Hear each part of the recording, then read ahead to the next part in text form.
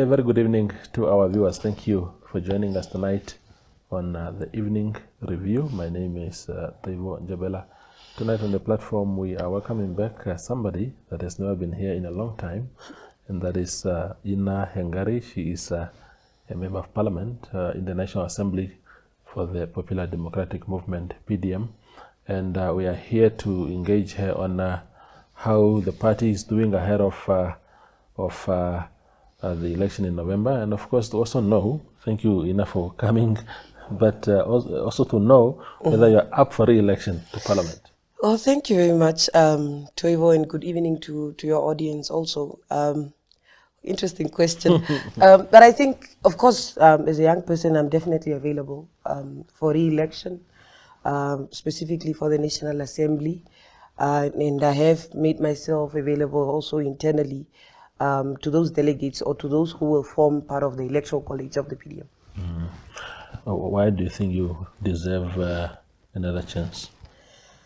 Well, there are many reasons, I believe. One of the reasons is that I've always felt that as a young person, I cannot stand by and watch as our country goes down the mud. And you look at issues like the struggles of our young people, the levels of inequality, the unequal distribution of resources across the country. I'm talking about job opportunities. I'm talking about the involvement of people, generally Namibian citizens, in resource sharing. Like, what is the stake of Namibians in the natural resources that we own, like diamonds?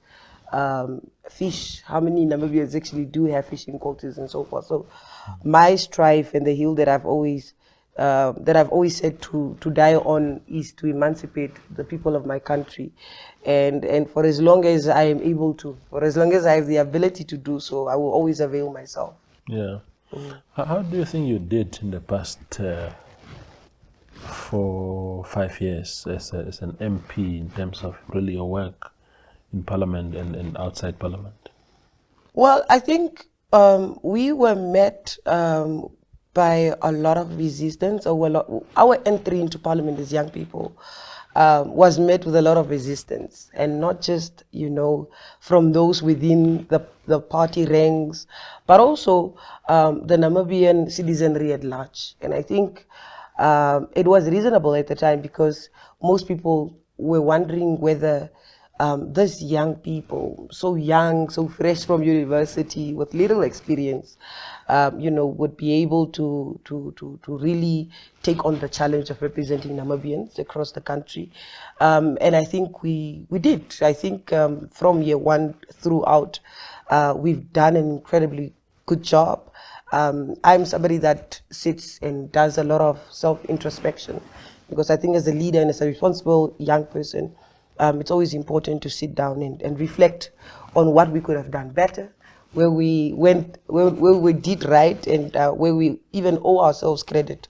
So I think our entry was marked with a lot of advocacy, because remember, the role of the opposition, especially, I consider myself, of course, being a member of the opposition party, the role of the opposition in the new democratic dispensation is to agitate, is to advocate, it's to challenge, and ultimately improve the welfare of all Namibians, wherever they can, in whatever capacity they are able to do so. So I think from year one to year 4 now, we've done an incredibly good job at not only raising issues that affect young Namibians, but the general citizenry. So it's not just young people that we've been speaking on behalf of. We've also been speaking on behalf of the elders, the middle class. We've been speaking on behalf of the poor, and those, of course, who live below the poverty line. Now, one of the things that you did quite brilliantly was a number of motions that you've tabled in Parliament. And perhaps the standout one is about, was it about youth unemployment? Yes. If you can reflect a little bit on the nature and what of it and what it was calling for. Well, in 2020, I believe, towards the end, going into 2021, we were engaged. I personally was very much engaged with young people from across all sectors, young people who were based in rural areas, young people who were also based in urban areas. And one of the most important issues that they would always raise was youth unemployment. You know, having to graduate from a university with a degree after, you know, undergoing 4 years of tertiary education at whatever university, whether it's the Namibia University of Science and Technology or the University of Namibia, and then graduating not just into the streets of unemployment, but also with debt, right? Because most of them would go through university with the assistance of the Namibia Students Financial Assistance Fund. So we sat down as an organization and we said, look, we are not here as young people as a favor and to look good or for political expediency, you know, for the last election. The reason why we were brought here, the reason why people had confidence in young people at the time was because they felt we could do something. We had the capacity and we had the potential to actually genuinely represent the issues of young people without politicizing them. And that's exactly what we did. We went onto the streets of the country. We engaged with young people. We also engaged, I think most people don't know this, but we also engaged with a lot of offices, government offices. We also engaged with civil society organizations, with the private sector, because one of the things that I really thought was important introducing the motion and bringing that very much, that important debate to the House was to say, I needed to be informed. You know, Toivo, one of the things that young people ought to know and ought to operate by, and I operate by this principle, that it is already hard as it is to gain the respect of elders in the political space. Yeah.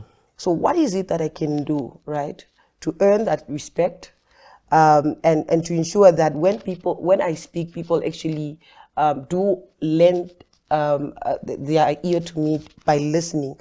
And one of the things that I've always done was to ensure that I'm informed about what I'm saying.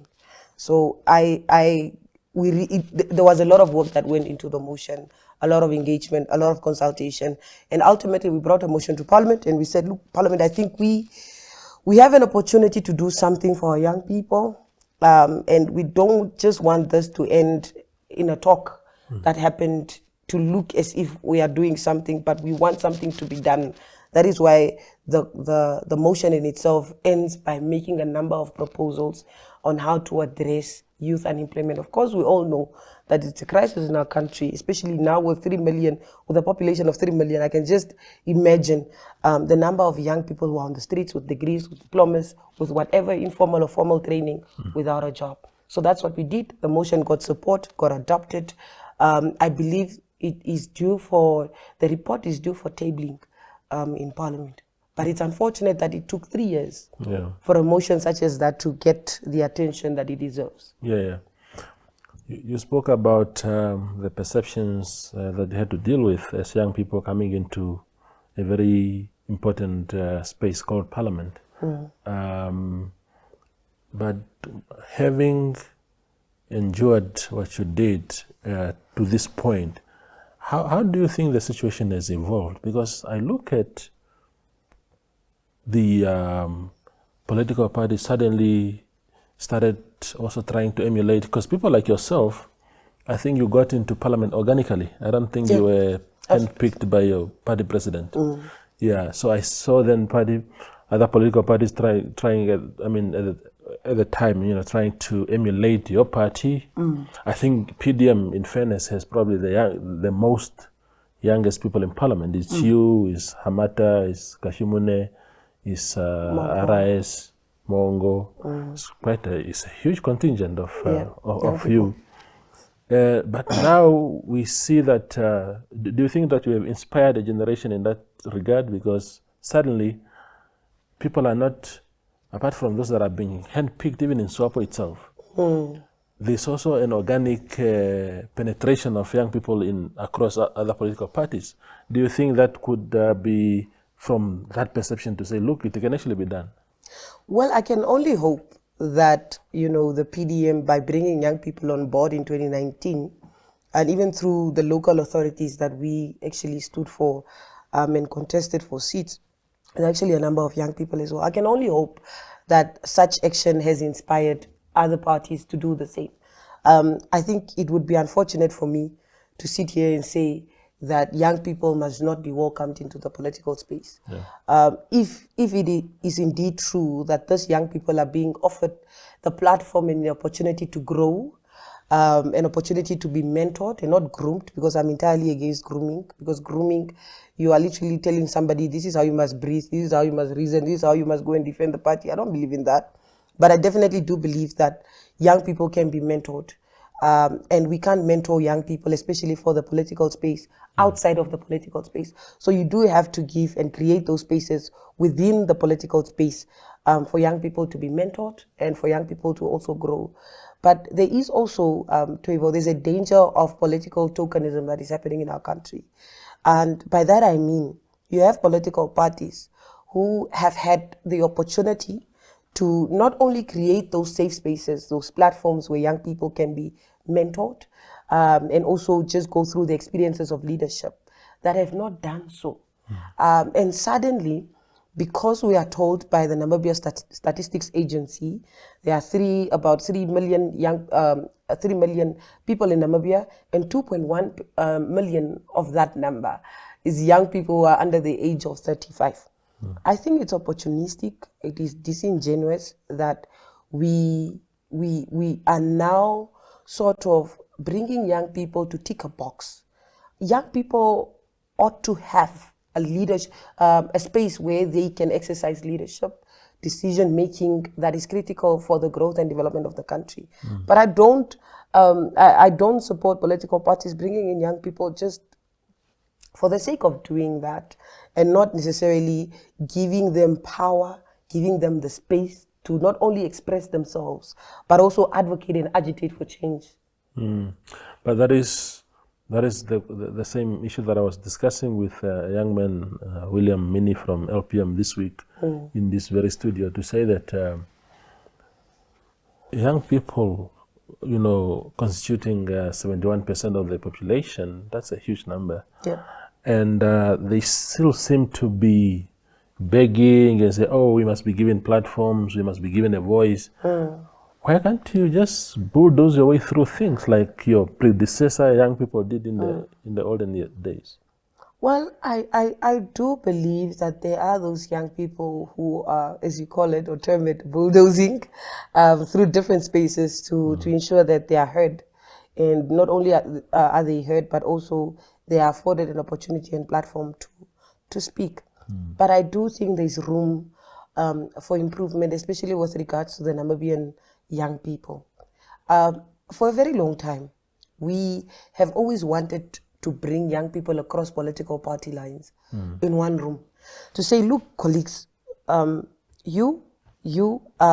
gone together to university, we know each other, we know what each of us are passionate about. What is it beyond our political party affiliation? What is it that transcends our differences that can bring us together as Namibians? And for a very long time, we struggled to answer that question. Not just in our lecture room, lecture hall at the University of Namibia's Peter Gashavivi hall, but also just even now in Parliament, as we're trying to formally constitute what we call a youth caucus, to have young people at that level from different political parties under one forum or under one caucus, where we can collectively agitate and advocate for change. I do think we still have a long way to go in that regard, but I do think there is also a sense of complacency with the young people and amongst the young people as well, where we feel things ought to be given to us. I was raised by different people, but one of the things that always sticks out and I'm always reminded of is that each of those people that raised me would always say there's no free lunch, right? So you ought to, in your own space where you find yourself, whether you are a young person who is in the private sector or in the public sector, you ought to innovate and ensure that at least where you are, you have a particular space that grants you the opportunity to speak to other young people. And by so doing, you actually are building consensus beyond whatever differences, ideological or even just political party differences. Absolutely. We go for a very short break and return with Ina Hengari.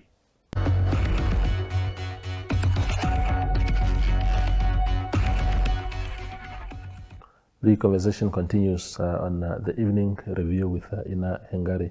The other issue is that I saw someone on Twitter posting, and this is a SWAPO young person, reminding young people that you went to jail for them. I think it was in 2021, 2023.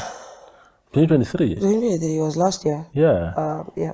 Yeah, when you, Michael Shalelo, and Dino Yama were arrested at the protests where you were agitating for especially unemployed graduates.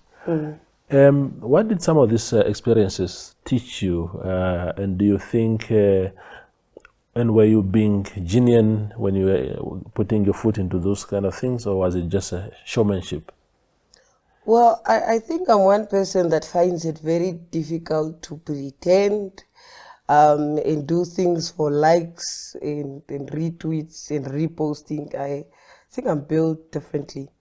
One of the reasons that I decided on that day, on the 21st of March, 2023, I decided to join in on this particular event that we had organized, regardless of the outcome, was because I personally am not built to sit in parliament, to sit in my office that is air-conditioned, to sit in chambers that is air-conditioned, speak fancy English about youth unemployment, advocate, seemingly act like I'm advocating for something, and then when somebody decides and says, look, I think you should join in on this action, and we're now going to take action with regards to this, I sit back and say, no, I've done enough in my space.